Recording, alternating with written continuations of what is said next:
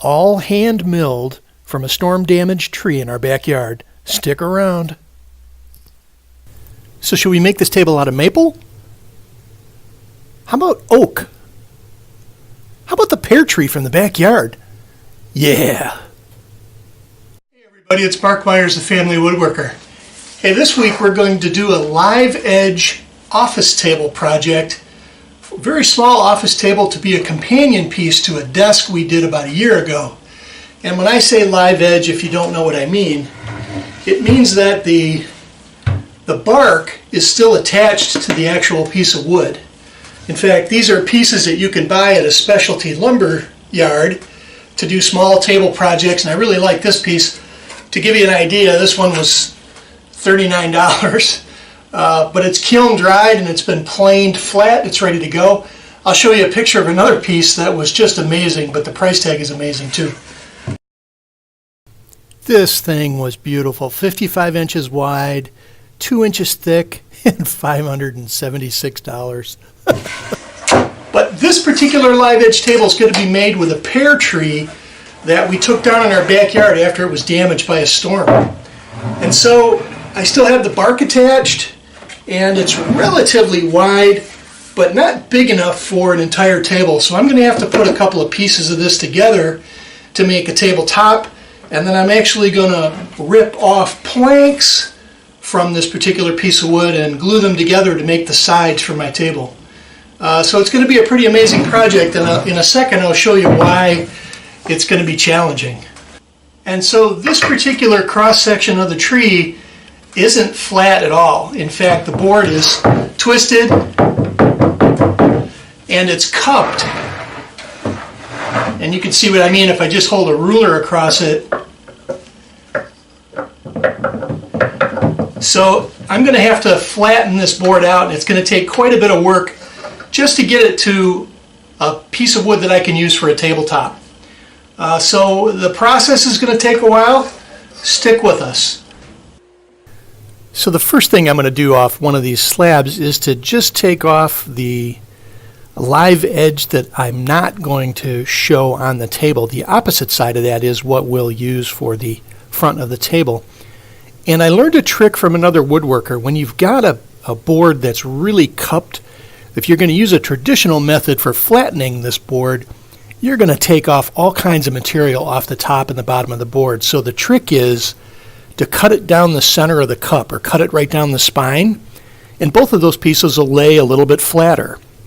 So you won't actually have to lose as much of the dimension of the wood when you do it that way, but you will have to do planing like I'm doing here, and then put those pieces back together. But you'll save the thickness in the material by cutting it down the spine.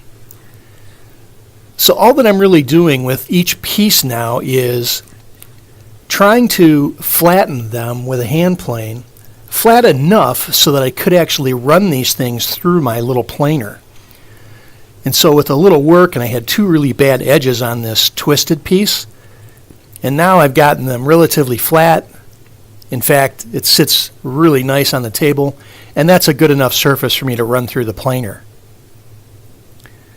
So before I'm going to run anything through the planer, I'm going to take the live edge. Now this will be the piece that's revealed on the front of the table, and I've got to get all the really loose bark off of it because it's just going to come flying off in the planer. But I want to keep some of this color, so I'm going to take off the loose bark, and I'm going to leave some of that reddish brown color. It's a very thin layer just on the outside of that tree. I want to keep that because it's going to match those legs. So yeah, planers are really loud. Got to wear some ear protection and some eye protection. And here's the live edge piece. The piece will be on the front of the table. And it's going to take a few passes, and I want to be careful because I really want to keep as much of the thickness as possible on these boards.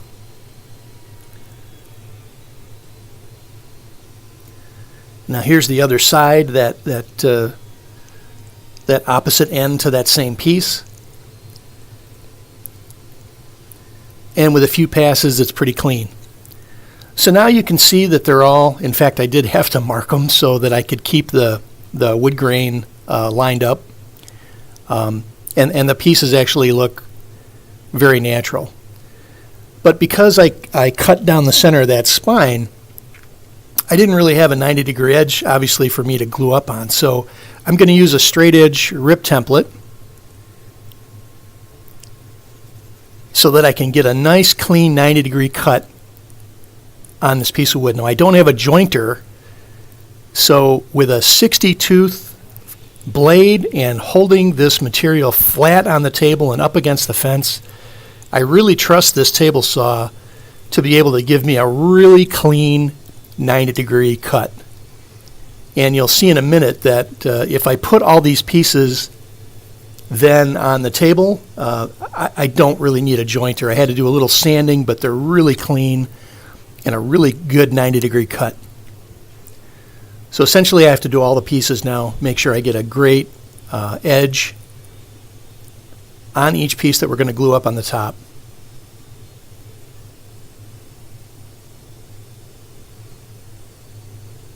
And so I want to take my time. I want to keep it flat on the table, hard up against the fence, push it all the way through the blade, and you'll get a very clean edge like I'm showing here. So really, without any other prep, I'm going to be able to glue these pieces up. And so in order to get that overall dimension for the top, I had to wind up putting 4 pieces together to get me that overall. And the overall dimension of the top is going to be 20 inches wide by 16 inches deep. And while I want the natural live edge on the front of the table, just like on the desk that you'll see, the back of the table will be flat. So biscuit joinery goes a long way for material like this. It's easy to work with.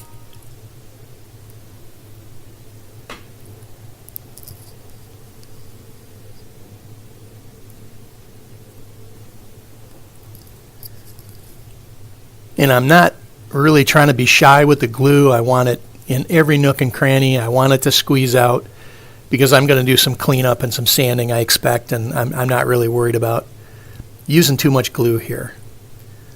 And even though the one edge was not flat, I was able to get a pretty good clamp up on this tabletop. Well, it's been a couple of days since we've done our tabletop glue up, and it came out great.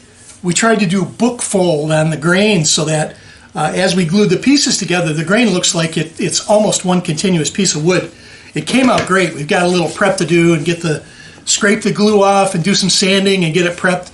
The live edge is going to look great too, and we're going to leave some of this color on here because when it gets finished, it'll wind up matching the Australian jarrah wood that we're using for the legs, but you'll see what I mean later on. We have a little more work to do before we do the sanding on the tabletop. I'm going to extend on the center of my bench there a long piece of wire, and on the other end attached to a pencil to draw a nice gradual arc on both sides of this table. It looks a little bit more natural than just a hard, 90-degree cut side to this table. And I'm also going to taper the cut on my curved line so that it bevels out a little bit. That's why you see my bandsaw tabletop with a bevel at like 15 degrees. And so we'll just sand that off. And you can see the front has got that live edge still. There's a little curve to the two sides of the table. It looks really great.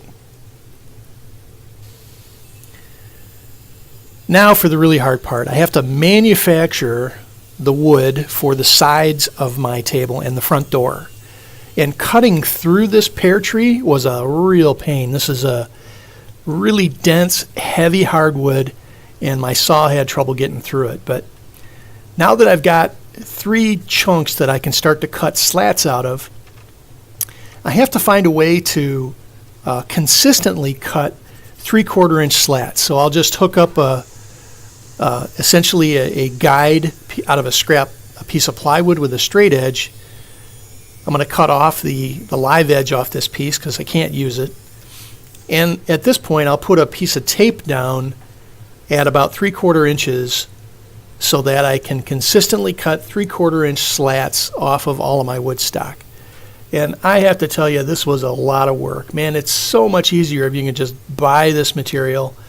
But I wanted the sides to match the wood that I used for the top. And it just took, which is one of the reasons why this video took forever to produce. It was just a lot of work in manufacturing this material. So that's really what we're doing here is off of this raw tree stock, we're just cutting out those planks. We're going to eventually have to glue those up. So I wound up having just enough wood to create 3 sides, but not enough for the back of this table. But each one of these slats has still got a rough edge. Now, thanks to the table saw, I have 2 flat edges on the width of these slats, but I needed to set up a little bit of a sled that runs on my track here so that I could cut a clean edge on every one of these slats that I just cut. And I'm really taking precaution to not take off too much material. I want as much width out of this wood as I can get. Now once I have a clean edge on the one side, I can then put it up against the fence and trim off the opposite side. So now each one of these slats has got 4 pretty good sides. And man, now it's just into the production of this stuff. I also found 4 pieces that had a natural inclusion of like this internal chunk of bark. And I thought it was pretty enough. I'm going to actually feature these in the front door of my cabinet, but they're pretty unstable. One of the pieces had already come apart. And I want to glue them all back together and make them pretty tough with epoxy. So I added a little bit of colorant and filled in those features, and eventually those will get glued up to the door of my table. So now that I've got good sides in all of these, and because of this table saw, and again, taking extra care to cut it clean, I didn't really have to do a lot of additional prep. There were a few pieces I had to run on the edges of these slats through my planer to give me a clean edge, but otherwise it was just stacking them up and making sure that I had enough to glue together for my 3 sides. And right now I'm putting together the front door frame, and the easiest way to put this together is with dowels. And I've got a great little tool here to center punch and line up your dowel holes. You can get this at specialty lumber yards, and the lines there help you line up where the hole should be drilled.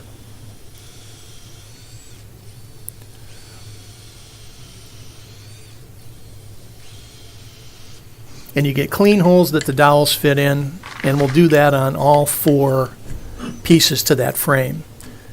And now back to one of my favorite tricks is using one piece of a set of chopsticks to put the glue in the holes, and then we're just assembling the frame.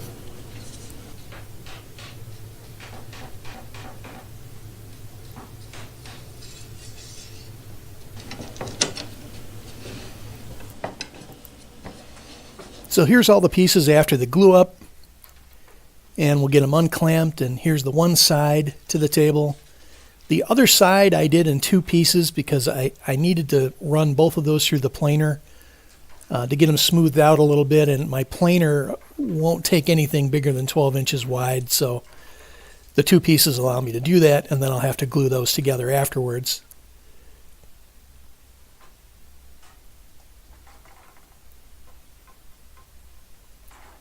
So those are the 2 sides. Here's the frame that we just put together with the dowels. And then the door, and I've already trimmed off the door because I needed to check that outer dimension against the frame, and it came out really nice. So for the 2 side panels, we'll get those things trimmed up.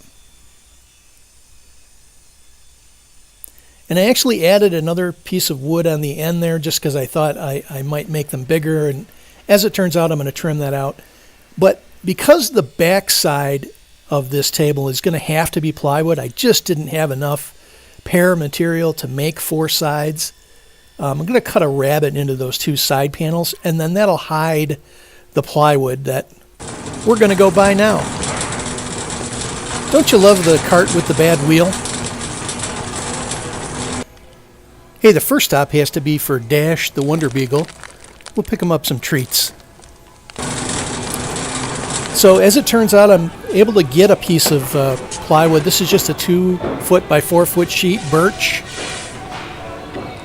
And I'll be able to hide that inside my rabbited joint. I also couldn't make up my mind on exactly the kind of trim I wanted to put on here, so I thought maybe a satin or a pewter knob for the door. And although the hinges, I was looking at hinges that had the screws on the outer part of the cabinet, I think I'm going to wind up hiding the screws on the inside of the door, but it's time to get back to work. So this is the back panel cutout, and we're just going to hide that inside that rabbited joint. It's a little bit lighter than the pear tree material, but it'll be fine because it'll just be facing the wall, sitting next to my desk. And this will be the bottom, and the good side of that plywood is will be facing into the cabinet. But we'll get that set up, and then we're going to take a look at designing those legs. Now, I kicked around a couple of different design ideas, but I wanted some sort of a taper. I didn't want them to be an onion style, and I didn't want them to be a block style. I wanted them tapered because that taper actually matches the angle of the legs on my desk, and you'll see what the two pieces look like at the end of the video. And I didn't have a fancy tapering jig, so basically I just took my mini sled and put in a couple of pieces of plywood, and that'll block up my 4.5-inch blocks of Australian Jarrah, just like this, and I'm going to cut 4 of these. Now the Jarrah I've had in my basement for a couple years. I found this specialty wood at a local lumberyard called L.L. Johnson, and I used it for the legs on my desk, and I had a little bit extra. So the only other trim that I wanted to add to this table was to the door. So I'll get the router out and I'll cut a little bit of a round over with a ledge onto all 4 sides. And then for the legs, measuring from the inside of the cabinet, I knew I had to be 3/4 inch will be right in the middle. This is 1.5 inch wide stock, and then it'll be 1 inch in from the outer edge. And then finally got my son Matt to come and join me on the weekend here just to help me finish with the sanding and then ultimately the urethane finish. So with the legs, they're going to wind up being reddish brown. So that red pigment that I added to the epoxy there is really jumping out a little bit. It's dark, but it provides a really nice accent. And you can tell because Dash, the shop dog, is pretty excited. Aren't you, puppy? Yeah?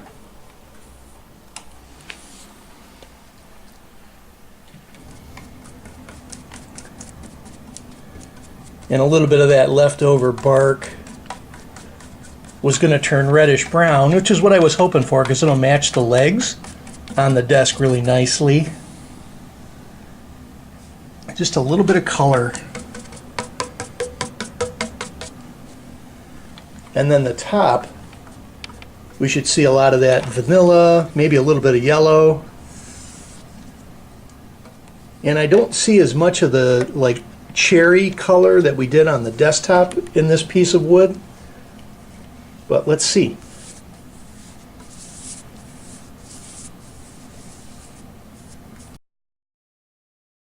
Well, here's the Glamour Shot. I have to tell you, this was a tough project, but it turned out beautiful.